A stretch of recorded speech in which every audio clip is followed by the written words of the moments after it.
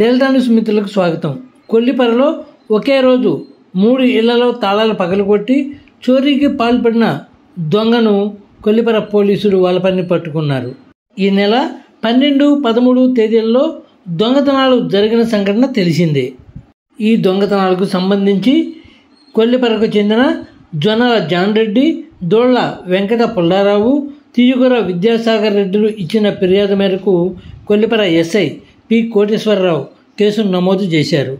ఈ 3 ఏళ్లలో చోరీకి పాల్పడింది కొల్లిపర గ్రామానికి చెందిన శేషావళి అని గుర్తించిన పోలీసులు అతని ఇంటి వద్దనే అరెస్టు చేసినట్లు చెప్పారు.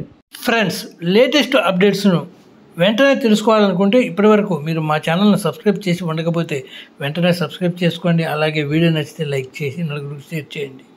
12వ తారీఖు జరిగిన దొంగతనాలకు గాను జొన్న జాన్ రెడ్డి అనే అతని ఇంట్లో ల్యాప్టాప్, ఫోను, వాచి, వెండి ఉంగరం, వెండి బ్రాస్లెట్, ఇయర్ ఫోన్స్ మిస్ అయినందుకు దొంగతనం కేసు నమోదు చేయడం జరిగింది.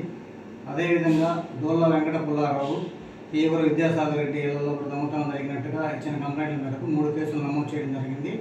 ఈ 3 కేసుల్లో దొంగతనం చేసినటువంటి వ్యక్తి అయిన కొల్లిపర గ్రామానికి చెందిన షేక్ శేషావళి అనే అతన్ని నిన్న అతని ఇంటి వద్ద అరెస్ట్ చేసి అతని వద్ద నుంచి ల్యాప్టాప్, ఫోను, ఇయర్ బడ్స్, వాచి, వెండి ఉంగరము, వెండి బ్రాస్లెట్ రికవరీ చేయడం జరిగింది.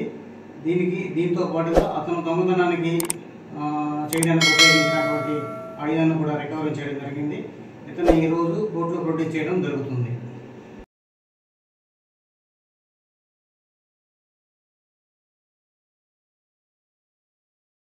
షేర్ చేయండి.